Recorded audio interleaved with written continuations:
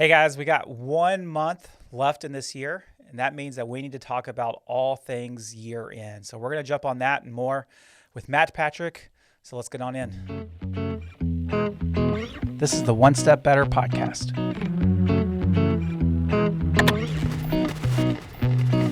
Helping small businesses make wins each and every week.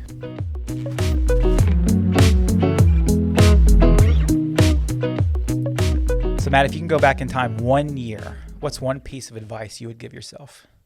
1 year? I might want to short a bunch of stocks. Because the market is shite right now. Go back to the future. Go find the almanac. I'm gonna get a sports almanac, and I'm gonna tell you that South Carolina's gonna beat the crap out of Tennessee, and I'm gonna make a bunch of money. Because that was not in the plans. You can go do the mattress mac and bet the I Astros would go win. into. I don't have enough money to be mattress mac, but I can be like the mini mattress mac. Yeah, mini mac. He won. He bet $15 million. $75 million. He won like a crazy amount of money. Like it's the largest win ever. Yeah, it was the largest bet ever. But I think I'd make more money on the stock market. Just saying, okay, the market's down 25%. I'm gonna bet inflation goes up in the last year. What do you think, Mike? Yeah, that's a good idea. I've never thought about that. I'm gonna go put a bunch of money on Appalachian State to beat Texas A&M. Yeah, that was an easy one. Or really everybody to Middle beat Texas Tennessee State A&M. beat Florida. Yeah, that would be a fun one. That's probably over under on Texas A&M. 5 under. Yeah. Under. Yeah. They hit 5. A&M's not going to a bowl. But anyway, enough about that's bad what about you, Mike? teams. 1 year. You know what? I think if I could go back in time a year, I would tell myself, hey, you know what? Turning 40 is not going to be that bad. I turned 40 this year. It's been bad, Mike. You look really old now. Thanks, man. Really appreciate the encouragement. You're welcome. I don't like. I'm way older than Mike, by the way. Not way older, but I'm older. Oh yeah, way older. You look way older than me. But I think it would. I don't like milestone birthdays very much. I can get in my head about it a little bit. 30 was so much harder than 40 for me. But 40 was. I had a little bit of workup anxiety going to 40, and it actually Meredith did a great job making it a fun month, much less a fun day. But it wasn't as bad as I thought it was going to be. I would agree with that. The second piece of advice I would give myself is to make sure that I'm preparing for year end appropriately. That's right. Because we're getting into December, and there's a lot of things that have to be done before we hit that 12/31/2022 date. So that's what we're going to talk about today, Matt. So whenever you think about we're transitioning into the end of the year, so keep in mind that we operate a payroll, HR, insurance business, as well as an accounting firm. And there's a lot of things that have to happen in December to be able to close out the year appropriately. Whenever you think of year end, Matt, what are some of those top of the line things that go through your head? Well, the first thing that I would think about would be, okay, where am I year to date? So I can make sure that any decisions I need to make for taxes, I have 30 more days to do it. So that could be, am I going to max out my 401k? Am I going to timing of when I'm sending my invoices, timing of when I'm paying my bills? What am I putting on a credit card now to take the deduction this year? All the timing stuff that has to happen before the date of 12/31. So I can't defer 401k personally after the last payroll run of the year. Yeah. So I've got to think that all that stuff through. That's why I start with, I think about year end. That's the bigger stuff, and there's a lot of little stuff within that. So I think about, I've spent the last 11 months procrastinating, and I haven't done the things that maybe I could have done to get ready for this moment. Correct. And the big thing that I always try to get people to understand is that you can't procrastinate anymore. Like, it's time to get moving. There are things that have to get done, and they have to get done by 12/31. And if they're not done by 12/31, they don't get done. It's not like one of these things that is, I'll get around to that. Oh, I forgot, I'm a couple days late, but here you go. I'm sorry, you're a couple days late. That's a hard deadline. Yep. And so, there's a lot of year-end deadlines that are hard deadlines that cannot be manipulated, cannot be moved. And once you missed a boat, you missed a boat, and there's no going back and getting on the boat. And so I think, on the payroll side, this is the time that we start to see a lot of people thinking through owner's health insurance contributions. How much have I paid for health insurance for myself as an owner of an S Corp? Because that has to be recorded as taxable wages, has to be on the W-2. I think about personal use of company cars. This is normally where if you have a company car, your employer is going out and asking you to get all your mileage together and turn it in so that you could be taxed for the personal use of that car. This is also the time, the more fun stuff is, this is the time that I get to think about, hey, you know what, I might give a year-end bonus to my team. And those are fun things to think about. Absolutely. And so I need to make sure I get all that stuff together. Maybe it's a gift card, maybe it's Christmas gifts, maybe it's just straight cash. All of those things have some administrative burden that comes with it from a record keeping, accounting, payroll, that type of stuff standpoint. I mean, you're re-enrolling in your new plan, a lot of people for insurance. A lot of 1/1 renewals, yeah. All this stuff you have to make sure your ducks are in a row for before you're in. There's a lot of things to cram into what can be a 3-week time frame between Christmas and New Year's. Yeah. I'm sorry, between Thanksgiving and Christmas. Yeah. And also keep in mind that this is holiday season. And so, if you guys are anything like us, there's going to be holiday parties and time off, and people are going to be doing things. And so there's not as much time to get everybody together and bring them in a room if you need to and do an open enrollment for things like health insurance. And so you have to kind of think through those things a little bit so that you're not just crammed into the last week of the year or whatever it may be. Another thing, and this is more kind of a selfish thing, is, we try to do our best to remind our clients of, hey, you know what, year end is coming up and we need all of this stuff by this date, all that type of stuff.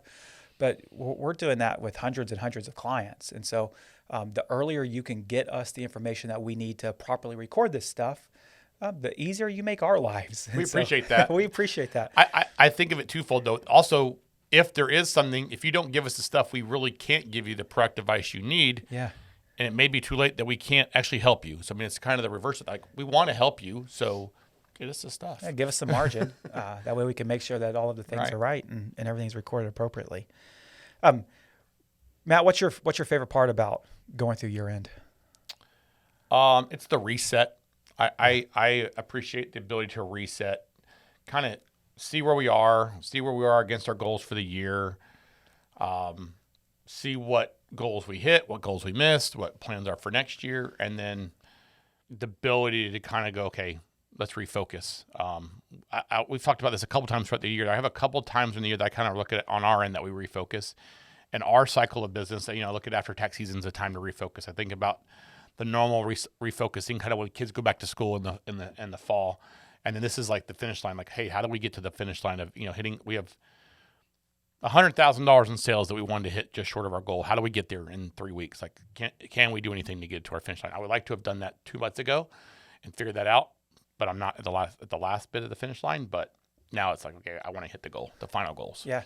So one of the things that kind of comes up this time of year, somewhat frequently, is on the tax planning side is, hey, you know what? I'm projected to make a lot of money, and I'm going to have to pay a bunch of tax, and so, you know what, maybe I do need that new big giant piece of equipment, or maybe I do need to go get that, $100,000 vehicle. Yep. When you get faced with those questions from just like a tax advice standpoint, how do you address that? Because it's common. It feels like it's common. Like every time when somebody makes money, should I go buy this? Yeah, I need to go buy that big tractor because it's year end. That's the historical farmers' reliance on tax planning. If I just buy a piece of equipment in a year to wipe out my income, I always start with the question of, do you need a piece of equipment? Do you need a new car? If you do, then yes, now's a perfectly good time to do that. Never spend $1 to save a quarter. That's never a good philosophy. Yeah. If you need to spend $1, timing of when you spend the dollar absolutely makes sense. So we talk through the idea first of, do you need a new car? Yes, I do. Okay, great. Do you need a $100,000 car? Or do you need a $50,000 car? Or do you need a $20,000 car? Don't go buy a $100,000 car so you save $25,000, in which case you could buy a $20,000 car, and which is less than the tax deduction you would save. So all those being things, like, that's what you have to do. Like, hey, how do I actually spend money that makes sense? Yeah. We talk about timing of expenses is a lot more important than what you're buying. So if I know I'm going to be spending on a bunch of inventory in the spring, maybe it makes sense to look at putting that on my credit card now. and then paying that off in January because I get the same deduction now. Or maybe it's like I have a big marketing spend and I'm cash basis. I can go ahead and prepay my marketing firm for the stuff I'm robbing Peter to pay Paul. I'm robbing from next year in exchange for this year's deduction. I'm going to spend the same dollar either way. Yeah. But so those are legitimate. I need these things. I'm planning on spending the money there. It is never a good idea to buy something, whether it's equipment or inventory, anything, for things that you don't need simply because I'm going to save some money on my taxes. Correct. Yeah. We have that happen a lot though. We have a lot of clients. Well, I needed that utility cart at my businesses to move stuff around. Like, did you really need that, or are you just looking for tax action? Like, that's not the same thing. Yeah. And so, but we asked the question, like, if you need a new vehicle, now's the time. Now, good luck getting it at this point, but that's where we start for sure. I'm gonna go buy 20 cars off the lot just so I can save a couple pennies on. I want to sell them. Yeah, no kidding. Now, the bigger things on our end, there's some stuff that we have to do between now and year. Now, it could be when you make your January rent payment, when you pay in your real estate taxes, when you pay in your utility bill for January, you can pay that in December. All those timing of deductions definitely is ways we can improve. Those are small though. Like the bigger thing would be between now and April, what's your plan to pay the tax? Because that's a better answer. I could say, well, you owe $25,000 and I have 20 weeks, so I'm going to save $1,100 a week, and I'm there. And I think that's a better plan. Yeah. Well, that's just proactively being aware of, I know I have a big bill coming up. Do I have the cash to actually pay that bill? Because if I don't, it definitely doesn't make sense to go buy that tractor if I don't even have the money to pay my tax bill. Correct. Yeah. I hate paying taxes as much as the rest of the people, though. So I understand the pain. I would rather have a tractor than pay taxes. Correct. And so there is the logic of that sometimes. And so it's just making sure you understand, like, hey, I'm spending this strictly for a tax deduction. That's not the best answer, but I hate giving the money to government, and I need a tractor anyway, so let's go. Well, yeah. And that's a different mindset that goes into it. Either way, now is the time. If you haven't yet already, now is the time to start to make those decisions. You need to sit down with your tax advisor and make sure they have a good picture and understanding of where you're at and where you're going to need to be, both from a cash and a liability standpoint when it comes time to tax. But that's not the only thing that year end really starts to make a difference on. We mentioned earlier a lot of payroll type of items. This is the time to get things cleaned up. Maybe instead of buying that tractor, maybe it's time to give a bonus to your employees. Possibly has a better investment of resources in that route than it does the tractor. And so, like, these are all the things that you need to be thinking through because the clock is ticking, and when it hits 0, Cinderella turns into a pumpkin. That's right. Or I guess her cart turns into a pumpkin. Something turned into a pumpkin. You're the Disney expert.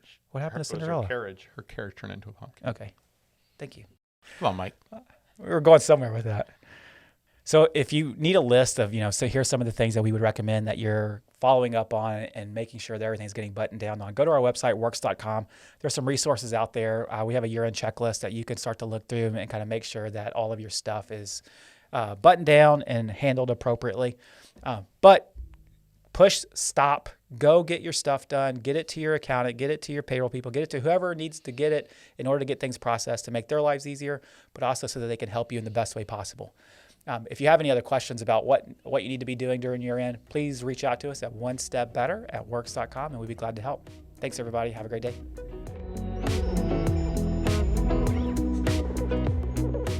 Thanks for listening to the One Step Better podcast. I'd really appreciate it if you would take some time to rate us 5 stars on your podcast player of choice and make sure that you subscribe to our YouTube channel so that you never miss out on another episode. Thanks and have a great day.